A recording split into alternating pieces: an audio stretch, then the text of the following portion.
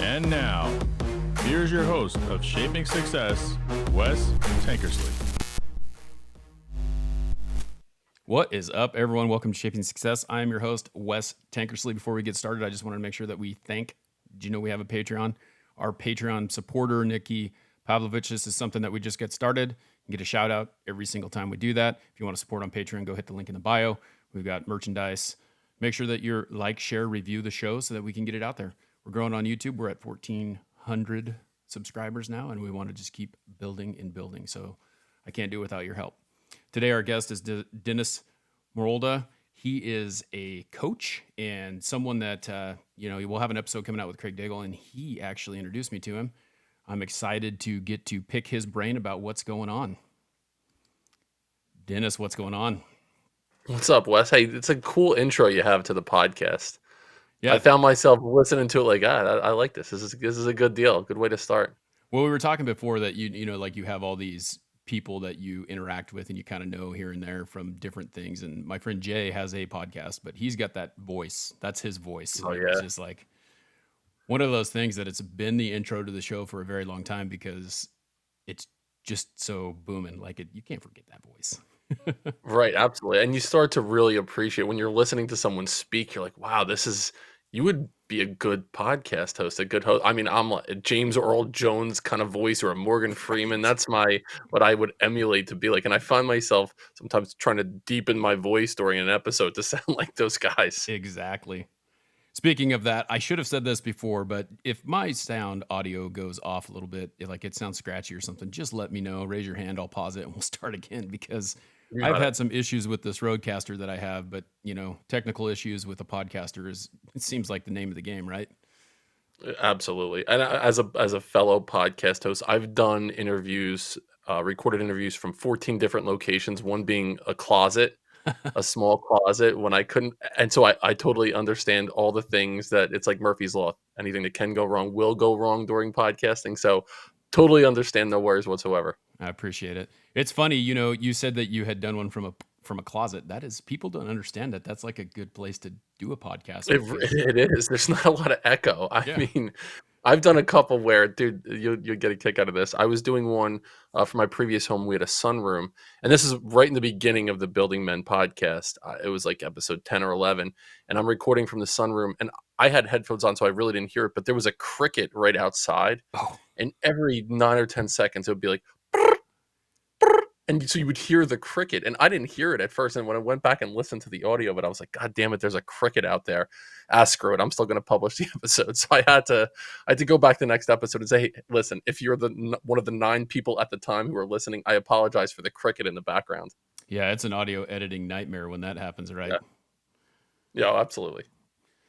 Yeah, so hey, you run into different people like we talked about, and you end up in the same circles. And I talked to Craig, my friend Nikki, who actually she's the Patreon business supporter, introduced me to Craig. It's her Beachbody coach. And, we had a conversation and he immediately introduced me to you. So, I started looking it up and seeing kind of what you're doing. And I think that it's a great thing. And I just wanted to kind of talk to you a little bit about, what you do. Can you tell everyone kind of who you are, where you're from, kind of why you got into what you're doing? Sure thing, Wes. I appreciate the opportunity to come on here and share the story and tell a little bit about Building Men. It was it started by accident, I would say. I'm from Central New Jersey. People might be able to hear it from the accent that comes out every now and again. Central Jersey, grew up playing sports. There's a deep dive into my relationship with my own father. We could certainly get into that, but I had a lot of questions around what a man was, how a man should interact, how he should show up from difficult situations from my own upbringing. So anyway, I went to college in South Jersey, played baseball. My major was education and sociology. I had a dual major in sociology. And in the dual major, I needed to do an internship. So I picked an internship working with a guy who was a catcher. I was a pitcher on the baseball team. He was a catcher, and he was doing this internship as well. I said, I'll jump on board with this. And it was almost a halfway home for at-risk boys. And so in South Jersey, a tough area where I was going to school. So I get hired as this intern, and my job was to be an assistant group and individual counselor to kids that were referred to this program because of sexual abuse, physical abuse, or neglect. So they were there because of Department of Children and Families or the court system. So they had gotten in big trouble with the law. And what this program did was it kept them off of the streets right after school between Monday and Friday.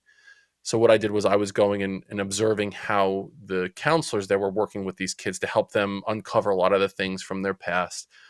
And then I got hired as a van driver. So I would go to school all day, and then I would go to this place, pick up a big white van that had like 12 seats in it, and I would drive around South Jersey to some tough areas and pick these kids up after school.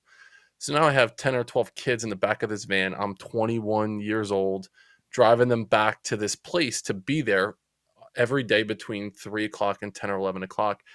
And I was taking part in the counseling sessions, and then I would drive them home at nighttime, Oh right? So no. this it kept them off the street, right? And so what I recognized, and then as a father now, the power in the drive, right? So if you're a parent, you learn a lot about what's going on with your kids during drives to and from places. Right. Hearing them talk and then interjecting your own thoughts about things. And what I recognized was the drives home were therapy sessions with these kids. And all of a sudden they started to open up to me about things that were going on in their life and started asking for advice about situations, how to handle things with their families, with school, with the opposite sex. And at the time, I had no certification in anything. I was just a kid who had gone through a lot of difficult things in my past. So I started giving them advice, and I saw the group starting to come together. And then they were confiding in me things that they were not talking to clinical social workers about or registered therapists about. And so I always felt like, all right, this is part of my calling. I need to do something in this capacity in the future. So fast forward, I graduate from college. I start teaching in Central New Jersey. My first year on the job, my third day teaching in Central New Jersey was September 11th, 2001. Oh So I man. just right out of college, brand new, and the World Trade Center I could see from the school. And I had kids in my school who were significantly impacted by the towers coming down. So this was my indoctrination into the education world, and I recognized immediately the power in building community with kids. And kids have 5 developmental needs: the need for autonomy, to feel like their voice is part of the space; competence; fun; relationship; and safety. And safety is that big blanket that they really Right. need. So recognizing all the other stuff that needs to be done with the curriculum and things like that, them feeling a part of a community and feeling safe trumped everything else. So I had this in my backdrop as far as what do kids really need in school. So I'm developing my own ideas around education, coming up with my own philosophy. I also recognize that I love leadership roles in the school.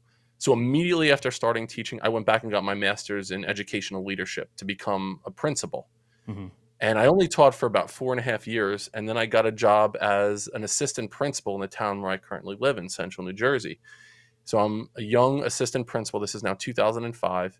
And as soon as I started as this assistant principal, and my job is like the dean, the disciplinarian in the school, right? It's a junior high school, 7th and 8th grade. All the issues I was dealing with in the school were with the boys. And 90% of the stuff that was going on was with 25 kids that were just out of control. Right. So I had the boys were coming to school later, not coming. They were getting into fights. They were getting tossed out of class for doing the stupid shit that we probably did when we were in 7th and 8th grade. And I started to recognize like something has to be done about this. The boys are such an issue in the school. Something has to be done. And so, a new administrator, I'm like, someone has to do something.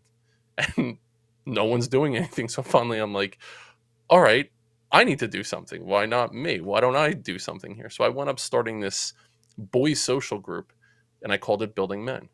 So what I did was I set up a structure for kids to meet before school for an hour to talk about the real shit that they were going through.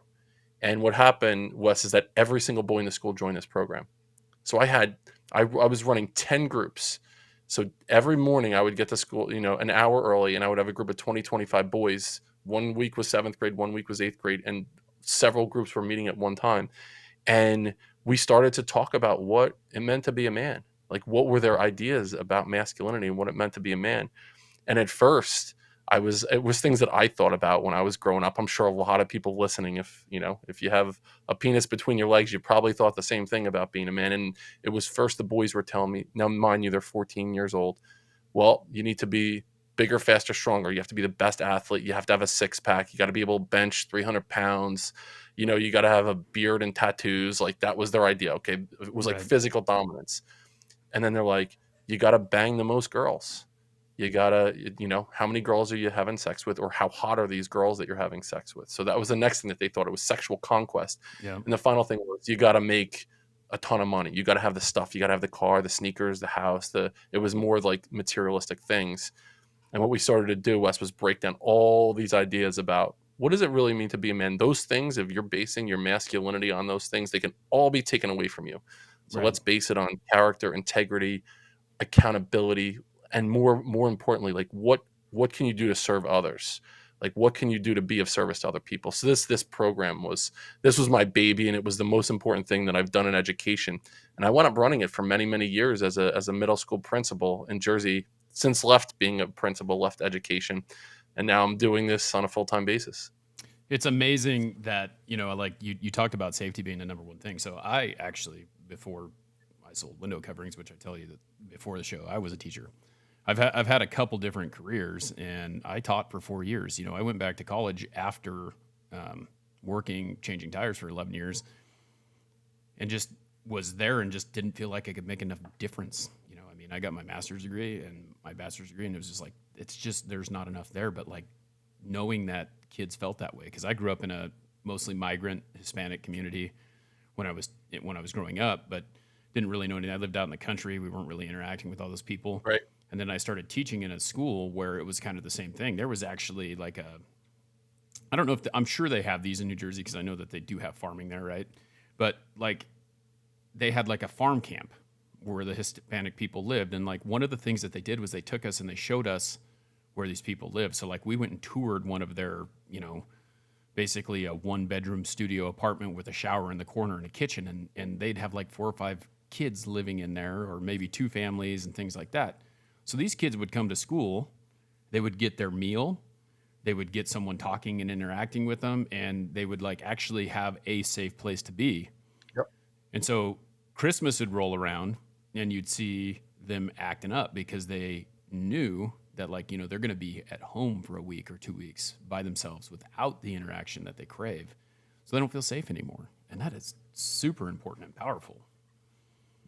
Absolutely, and it's interesting in New Jersey. It's a very interesting state. It's a smaller state geographically, but there are a couple different areas. Like there are parts in New Jersey that is just urban, and then there's this suburban sprawl as well, where you have some really tough areas. Newark, Trenton, which isn't far from where I live, Camden, New Jersey, where I went to school in that geographic area. But then there's also, I mean, you have these beautiful beaches in New Jersey, but then there's also in South Jersey a lot of farmland. Yeah. And Jersey is actually like the blueberry capital of the world. Oh, dang. So there are a lot of migrant workers that live in the New Jersey area. So the state is very interesting in that way. It's an interesting sociological experiment driving through the state of New Jersey. You feel like you're in 3 or 4 different countries as you drive through the state.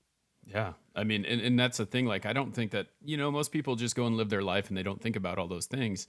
And all the things that you're talking about, like developing as a man, those are all things that, we're on the school bus, we're sitting there talking about. Like we're on a baseball trip and we're talking shit and we're having Yep. these conversations and not really knowing anything, but just like, oh, what do you know? Because you've been there maybe, or and I haven't. And, it's good to just open up that conversation. I can't believe that there was, I can believe, but it's like, wow, there was such a desire for these kids to do that you took that upon yourself and gave them someone to have a conversation with that they never really had a chance to have that conversation. Right. And it's interesting, Wes, because a lot of these kids were coming from single family homes, and a lot of them have had an absent father in their life, or a father that was there but not truly present, more Right. of a weak man that was raising them. And what I recognized once the boys came in there, what I needed to do was first establish the ground rules for what we were doing, right? So we set it up in a circle, and it was their job. They would come into the classroom and they would set it up that was their responsibility. I set it up in a circle so there was no front and back of the classroom. Like everyone had an equal part in what was going on. We started every single meeting and ended every single meeting with a handshake. You had to shake hands with every other young man in that room. You had to look them in the eye. You had to greet them, and you had to give them a firm handshake, like you're meeting your girlfriend's father or you're going on a job interview. That was a Right. big part of it.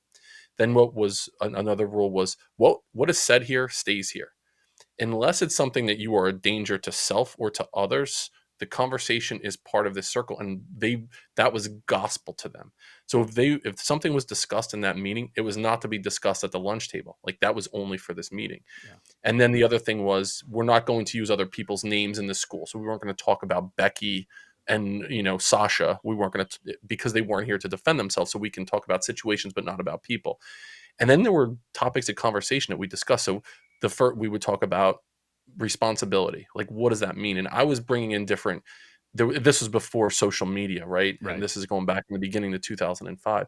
But I would bring in video clips. I would bring in, we would talk about books that we would read together. There were several poems, like If by Rudyard Kipling, or The Man in the Glass, or The Bridge Builder. And so these are 8th grade kids. It was almost like a Dead Poet Society thing, but these are kids that are like tough kids from a tough spot in Central Jersey. They're reading poetry.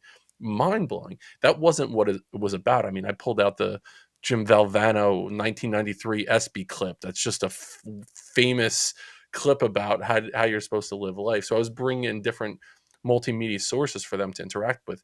And there was a topic of conversation. But what started to happen was, once I shared my own experiences and my vulnerabilities and things that I had gone through, it started to normalize them doing the same thing. So I had 14-year-old boys. After a while, they were talking about what their family dynamics. They were talking about the things in their world that they were the most afraid about. When you're talking like 14-year-old boys talking about being scared or being afraid, or them saying like, what really sucks is I'm 14 years old, and like I'm sitting next to, Sean Muirhead, who's got a beard, and I don't have armpit hair yet.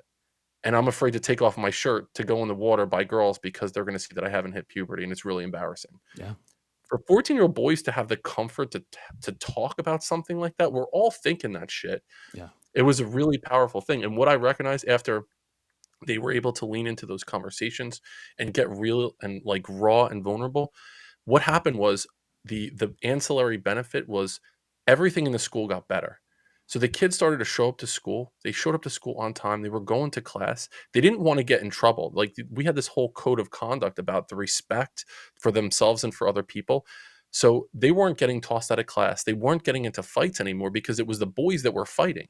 So these were brothers in this building men group. So they didn't want, that was not going to happen. That was like against what we were doing. Our suspension rate dropped 400% in 1 year from the kids being in this program. And it was replica. We did it year after year after year. It was such a powerful thing.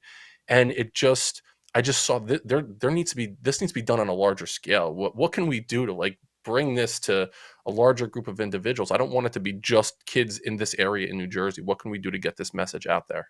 Yeah. And it's crazy because I'm thinking about, like, as you're talking about, I'm thinking about all the things that you have these conversations about. If you did that today, like in a classroom situation, what would that look like? Because I feel like this is something now that would be, it's great. Don't get me wrong. Like, I believe that would have been an awesome thing to have growing up. Yep. But I think that we're in a different time now. And I wonder what would happen. Like, because it's building men, right? So now you're going to want, there's at this point with all the injecture from society, it's like, well, there should be a building women class, or the women should be able to come into the building men. You can't do that. Like, it's not as inclusive. Do you think that you could have done this now in school? It's such an uphill battle. It wouldn't look the same. And the way it started, Wes, was there was actually a girls group in the school, or we had Okay. a guidance counselor in the school who ran a girls group called Girls Speak Out. Uh-huh. And so it was a one about, it was talking to the girls about body image and equality. And it was an unbelievable program. And I believe the boys joined Building Men because they wanted their own group to talk about the girls. Like, it's like, all right, you have your group, we're going to have our group. Right. This is back in the time where we didn't, if you would have said LGBTQ plus AI, whatever, no one would know what that meant. Right. No one would have any idea. So the way it would look today in schools, it would be totally different. And it's one of the reasons why I'm having challenges getting this message out into schools. Because I believe that the way that the pendulum has swung in our society is, when we were growing up, kids that dyed their hair purple and were anti-establishment, those were the kids that were like, whoa, these kids are against what's going on, this is against the norm. Right. We're now like, I believe that young men should be responsible and respectful, and you should stand up for what you believe in. And that's now considered antisocial. Like Right. being with those values is considered against the norm or against the grain in society. So for me, what it would look like to be in a school as a principal, and like I mentioned, I've left being a principal back 3 years ago now. It would be really, it would need to be intentional. So here's the thing, like my conversations are with young men that are going through struggles that young men are going through. Now, if you say like I identify as a young man and I'm going through the same thing, sure, come in and listen. But if we're talking about when you're in fourth period in Mrs. Jones's class and you have a perpetual boner because the girl is wearing a shortcut, whatever. Right. If you don't have a penis, it's really hard to understand what that feels like, right? Yeah. And those are conversations that we would have. Listen, I get it. I know what that's like to be in a situation, right? So it would need to look a little bit different, but I wouldn't tamp down my message at all. I still talk the way that I talk, and if that offends you, that's your problem. That's totally your shit. If that what I'm saying offends you, you need to deal with that. I believe in what I believe in, and Yeah. I believe that message has a spot in the ears of young men right now. Well, it's super interesting because I think back like, okay, so I'm a little bit younger than you, I think, because if you graduated in 2001, I graduated high school in 99. So thinking about like my middle school experience and the type of time when I was going through that growing up in, Ontario, Oregon, which you hear Oregon and you think, super liberal, but where I was like not. I mean, like it's right Mhm. on the border of Idaho and Oregon, two completely different states, a lot of differences in, the political scene. And I'm not trying to, make this political because I don't like talking politics. But when you have that type of situation, they brought in at one point, well, we're going to do sex ed with our kids in class and we're going to separate the men from the women or the boys from the girls because we think that it's highly important to be able to have those conversations that we can do. Well, at this point, parents are deciding, and this is, 20 something years ago, they're deciding that there's a problem with this. Like your kids, we shouldn't be, this is the parent's job. You have to sign a waiver to do this. I mean, did you have to sign a waiver? Did the kids have to like sign anything saying, you can be in this class. We're going to be talking about these sensitive subjects. That's what it is. Or was it like we just did it?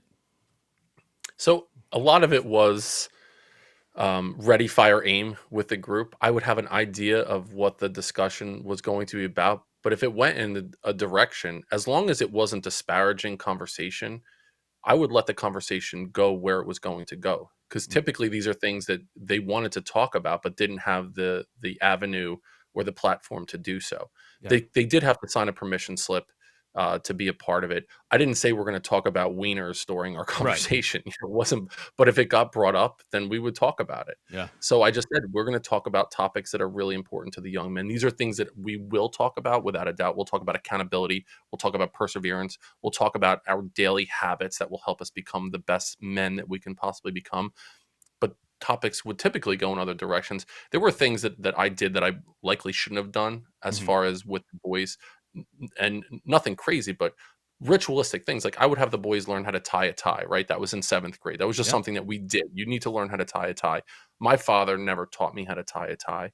If he's going somewhere, I have to tie a tie for my father right now. You know what I mean? Oh, So yeah. that was important. I felt like boys should learn how to change a tire. Hmm. They should learn how to jump a car. So I had kids that were 14 years old in the parking lot of our school changing the tire of my truck. That's not something that I was allowed to do. Like that there's a lot of rules against me doing that or having jumper cables. Like I likely could have gotten fired for that, but I still did it.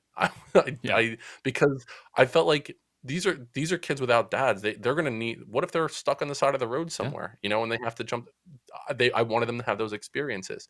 We would do a trust walk, and where the school was, it was kind of in like almost an urban suburban area. So it wasn't like a huge city, but there were city type streets there. And so one of our things, our rites of passage towards the end of Building Men, were one of them would be blindfolded, and the other one would lead them on a mile walk. Hmm. And it was about like the responsibility they had for another human being. And I didn't get permission to do that. Looking back, 10, 15 years ago, it, if the superintendent found out that those things were going on, I would have gotten written up or something like that. But for me, I didn't ask permission. I did it because I felt like that was something really Yeah. powerful. And the boys took it so seriously. And if a year before you were to say that I had I had Josh Travers and I had Jabri Stevenson out in the street with a blindfold on, and one of them's leading another one through traffic, people would say, "You're freaking crazy. It's never going to happen. Someone's going to get killed. You can't do it." But I was like, I'm teaching these young men how to be men and be responsible for another human being. We're going to do it. Yeah. So those were a couple examples of things that we did as part of building men, ritualistic things that they took so seriously. Now, if there was a kid that was being a total jackass and I didn't feel that they were ready for that responsibility, I would say, "You're not participating in this." Yeah. Why not, Mr. Moralda? Because you haven't shown me that you can be responsible for yourself. I can't trust you to be responsible for another human being. You need to earn that right. Yeah. And by me saying that, they're like, "What can I do that? What can I do to earn that respect from you to have the responsibility to do that?" Yeah, it's amazing. It sounds to me like it's so powerful, the things that you did and are doing. And it's just interesting that the dynamic that we are going now, like this would be something that it's like growing up in the 90s. I go get on my bike and I ride around town. I go Yep. play at the park without my parents. Like at 10 years old, we're left at home, we're watching ourselves or babysitting or doing the things that we need to do. And you can't do it now because that's abuse or that's something that you're not supposed to do. And it's just amazing. Yep. It's awesome that you were able to do that because you can make that difference. I feel like, and that was my fight with teaching was I couldn't do it because parents were so involved in the outcome of all the situations that at one point they're not even allowing, like their kids don't have to participate. I was a PE teacher, and I have a master's in education technology, which I just got just basically to get a raise, um, because Right. they pay nothing here. But you couldn't, you couldn't hold kids accountable, like as far as like dressing down, you know, even if they participated and they did like, like I would sit there and I'd think like I would micro grade, like, okay, so I'm asking you to run a lap, do 10 sit-ups, run a lap, do 10 sit-ups, and you run a lap and then you do 5 sit-ups. Do you deserve the points that everyone else who did what I asked deserved? No. And so you can't hold them accountable like that though, because well, they did the best they could and they deserve a grade. And it's just It's crazy. so it's interesting too because that was one of the most common conversations that I had with parents as a principal was when parents would push back about a grade that the kid got or there was a consequence for the kid and the parents would come in and argue on behalf of their kid.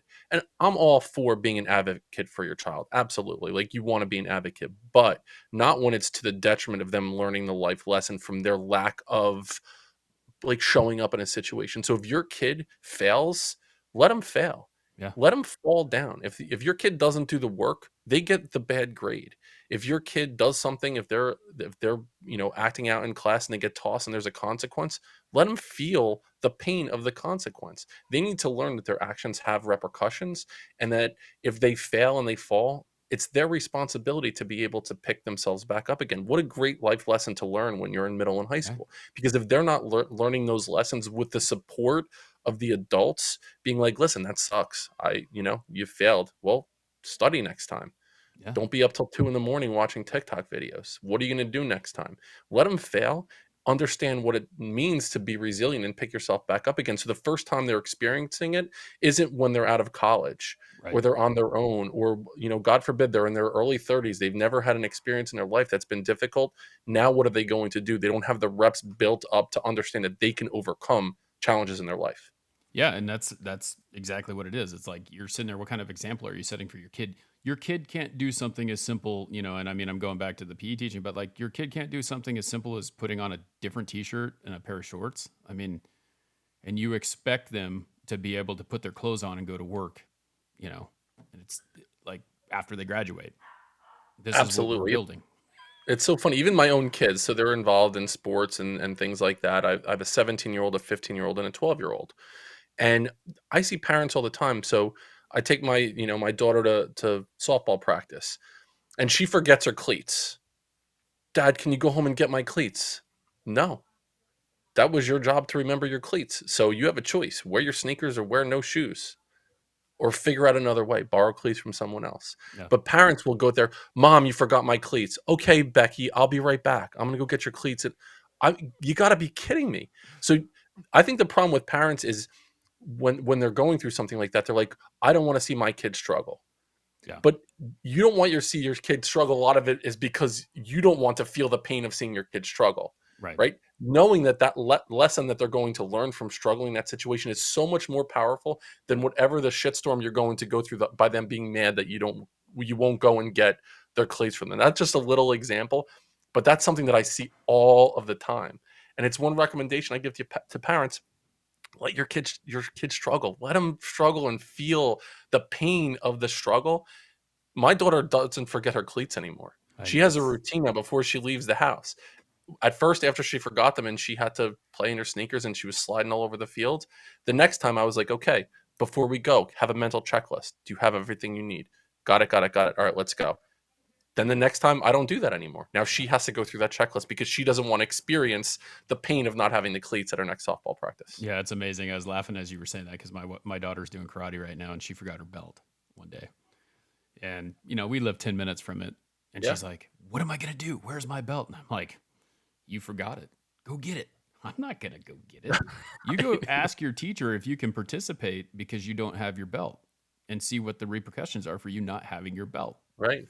And she's like, Yep. she's just freaking out. And she's 9, Yeah. but she's Or you freaking don't out. get it, Dad. Oh, I can't believe you're so mean. You don't Yeah. understand. Like, She goes listen, over I there and the get coach it. goes, well, you're going to have to do some push-ups. Yep. She did her Yep. push-ups and guess what? She forgot her belt. Absolutely. Well done. Yeah. It's hard though, like, because you think and you look around and you see what all these other people are doing. And I think that being a teacher is something that gives you a little more, like, you understand how teachers think. So like, I have the hardest time knowing that if a student was misbehaving and they were failing my class, that I called the parent and made sure that I communicated with them that this is what's going on and your child is earning this grade. And that's a hard thing to do because your Yep. customer really is the kid and the parent, right? Because it's kind of like a sales job. And Yeah. so you're trying to solve the problem for them, and parents are just like, well, okay, that's their choice, which is one thing. But then the kid fails, and then they come in and say, well, like, it's hard to take that. So like when I would talk to a teacher, like if my daughter is doing something wrong, I tell them, I say, you make sure you communicate with me because I want to be doing the same thing that you're doing to discipline her at my house so that she understands that she has to take the discipline at school the same way that she takes it from me. And, don't not tell me. And then, teachers don't want to tell you because they're afraid of how you're going to react. And I can understand that, but communication has I to be hear you there. there. Yeah. And it's interesting too. I think it's important for parents to have that open dialogue with the teacher earlier on in the school year, from the teacher's perspective to keep you in the loop. But another lesson that I've taught my kids, and another thing that I recommend, is teaching them how to have those difficult conversations and to advocate for themselves, for their own experience in education. And this is way to the other side, but I don't talk to my kids' teachers after, like, introducing myself in the beginning of the year. If there's a problem in the classroom with one of my kids, so for example, my son's in 6th grade and he had a problem with the teacher and one of the grades that he got. And he came home and told me, and I said, "Well, what did they say?" And he's like, "Well, what do you mean?" I said, "Well, when you talked to the teacher, what did she say about the grade?" And he's like, "Well, I'm not going to talk to her." And I said, "Okay. Well, can you talk to her?" No, I'm not. You have a conversation with her. I'll help you. Like, I'll practice that conversation that you're going to have. But what a great life skill to teach your kids at an Yeah. early age is how to have those difficult conversations. When you talk about rites of passage, and I'm not a big proponent in the way public schools are run right now, and one of the reasons I left is because of the standardization of American children. It's just it wasn't something that I could do anymore. So kids are not taught how to have difficult conversations. So it's my job as their dad to talk to them about those conversations. Okay, you don't like the grade. How are you going to present that to your teacher? Not just like, I want a better grade. If you really believe in it, let's talk about it. What's your argument here? How are you going to present that to your teacher? If the teacher says no, what are your next steps? You're going to come home and cry about it? You're going to pout? Or are you going to talk to the next person in line if you really believe in what you're talking about? Yeah. So, honest to God, I haven't stepped in any situation with my kids, and they've all have had something. My 3 kids have all had something, but they have gone through the channels. And there are times that I agree with them and I tell them, if you get to a point where you can't move forward and you've done everything you could do, now I'll step in and I will help you through that difficult time. Other than that, what a great learning experience for Yeah. them to learn how to interact and get their point of view across to an adult. but in a productive, respectful way. And they've earned so much respect from the educators in the school because the teachers know if my daughter is going to them about something or my son, they've already gone through the process of having that conversation beforehand, and they're coming with solutions rather than just bitching about a grade or a Right. problem. And that's the problem. There's no solution to the situation. It's always just complaining, and Yep. it's But it takes a amazing. lot on the parent. It takes Yeah. for a parent to do that, for a parent to let your kids struggle, for a parent to let your kids have those conversations, you have to go through the immediate pain of that. It's going to suck. But it's one of those I'm sure you talk about intentional discomfort on your podcast, like intentionally putting yourself in uncomfortable situations. A lot of that is, for physical training and things like that, but it's also teaching your kids those skills by you going through it. Is it easier for you to be like, okay, I'll go get the karate belt? Is it easier for you to say, yeah, I'll talk to Mrs. Crabapple about your grade? That's easier to do Yeah. in the moment. But the benefit of you not doing that in the moment is you're creating resilient kids. And that was one of the things that we would do in Building Men. Let's talk about difficult conversations. How do you ask for a raise? Yeah. How do you have that conversation? How do you manage relationship dynamics with another human being? How do you break up with a girl if you don't want to go out with her anymore? Like, how do you do that? How do you do that in a respectful way? Let's practice the conversation rather than ghosting them or cheating on them. Yeah. Right? Let's talk about those things. Who talks to boys about how do you break up with a girl? Nobody.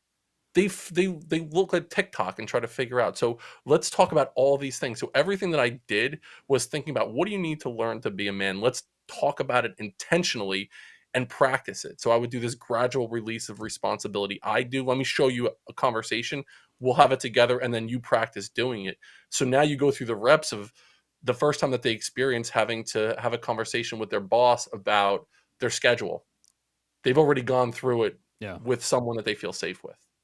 Yeah, it's crazy. I mean, all the things that you're talking about, it's like shaking hands, looking someone in the eye. Like, these are all things that kids go through. Like, I have this conversation with my daughter every time I'm talking to her. You're yelling at me. I'm not yelling at you. I'm talking to you, and you're not looking at me. So I don't know that you understand that you're getting what I'm telling you.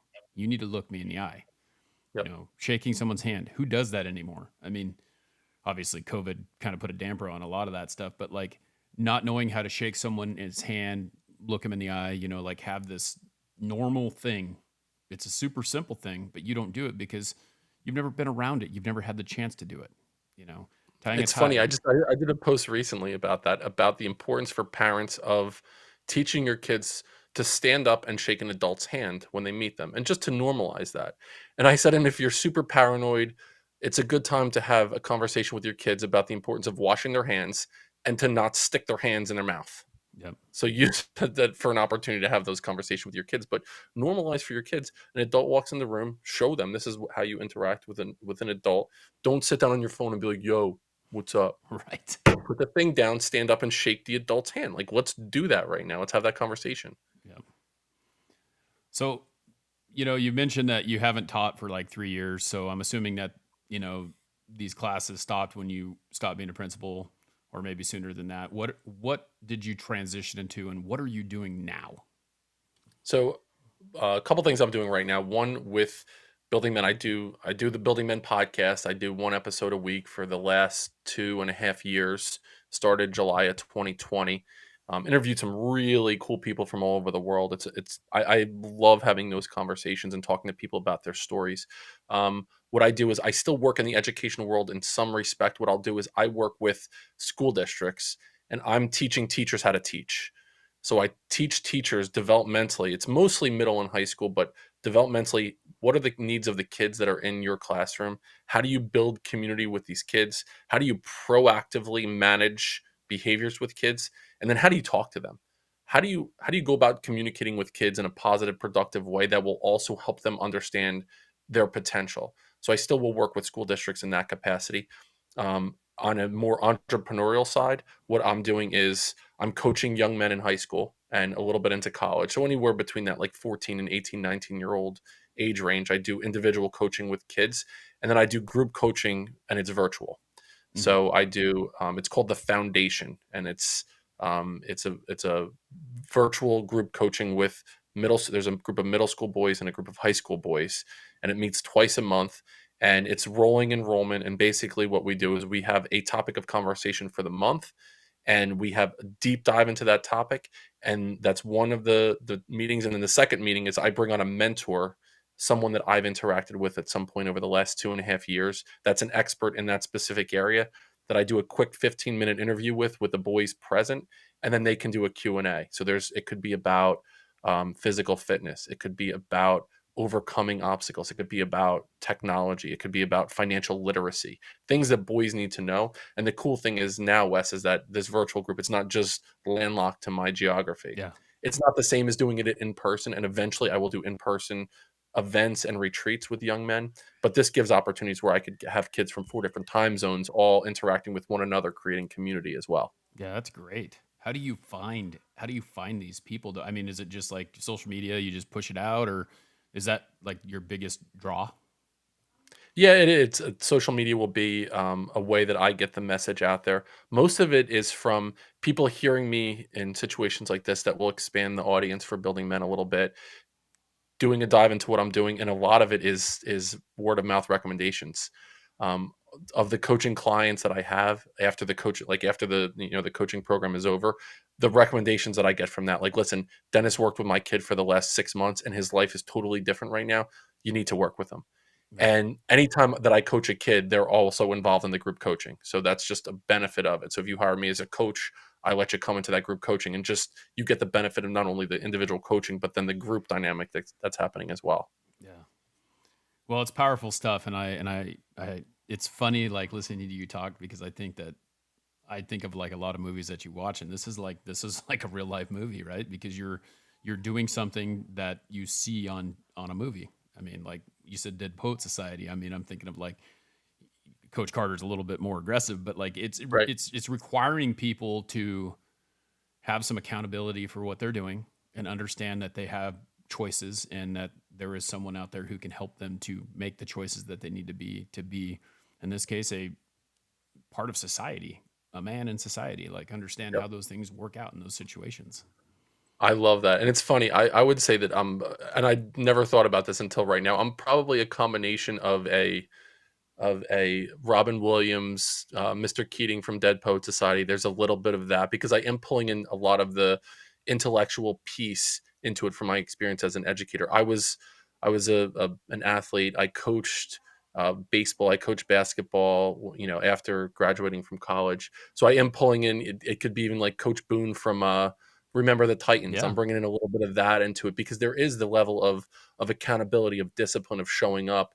And then I'll bring in, the one of my buddies called me the white Cliff Huxtable, but not the bad part of what he Yeah, was right. doing No, I afterwards. got you. But bringing in like, that funny, like normalizing the goofy conversations, and being able to throw in some dad jokes every once in a while because a lot of these kids don't have that father figure at home. Yeah. So being able to provide that for them as well, it's like I have all of those things going on in how I interact with kids, and I like to learn about what they're doing. Children need to be known. Kids need to be known. Like they don't care what you know unless they care that you know them, Right. right? So that's what I do is I spend time like really getting to know the kids and figuring out what makes them tick. And it's funny, somebody called me and I was like, please don't repeat that. And I can't believe I'm going to say it right now. But he said he was introducing me to someone else, and he's like, Dennis is great at what he does. He's like the teenage boy whisperer. And I was like, what did you just call me? He's like the teenage boy whisperer. I'm like, don't say that. I was like, I feel like I should be arrested by Yeah. you saying that. He's like, well, what I mean is that you can get into the heads of these kids and help them understand things that they're going through and normalize a lot of what they're doing. So, Yeah, you just got to put yourself in their shoes though. Like I mean, if yep, even though you're saying like I mean, I get the connotation of that, but it's like right, you were there. I was there. We were all there at yep, one point. And how did you feel at that time? And what do you wish you would have known? And how can you help other people do that? absolutely. Yeah. Well, it's been great having you on, and I really appreciate the conversation. Is there anything, you're doing some powerful stuff. Is there anything, where do you want people to find you? What's the best way to look you up? Yeah, thanks, Wes. I appreciate that. I'm most active on Instagram. It's building.men. I post once a day. It's usually a quick video clip or some inspirational quote. Some of them are funny, some of them are more poignant or deep. But I do something there once a day. My website is buildingmen.io, and on there's something called the Foundation. That's that group coaching. and information about the podcast and individual coaching. And then the podcast Building Men, 1 episode a week. We're 175 episodes in, something along those lines. So I post once a week, and please feel free to reach out to me, send me a direct message. There's ways on my website to reach out via email as well. So thank you for the opportunity to come here and to shoot the shit with you and to share the message, man. I appreciate it. Yeah. Awesome message. And I'm glad that you're doing it. Keep doing what you're doing, man. Thank you. All righty. All right, everyone. Well, thanks for hanging out. That was an awesome interview with Dennis. He's a great dude. Go check out his website. We'll make sure we put those in the show notes. Remember to like, share, and review this. Share this episode with someone who you might think needs to hear it, because I'll tell you what, there's some powerful stuff in there, and we need to make sure that we are giving these kids the opportunity to grow up in a great world and be what they need to be. Until next time, I challenge you to find the shape of your success.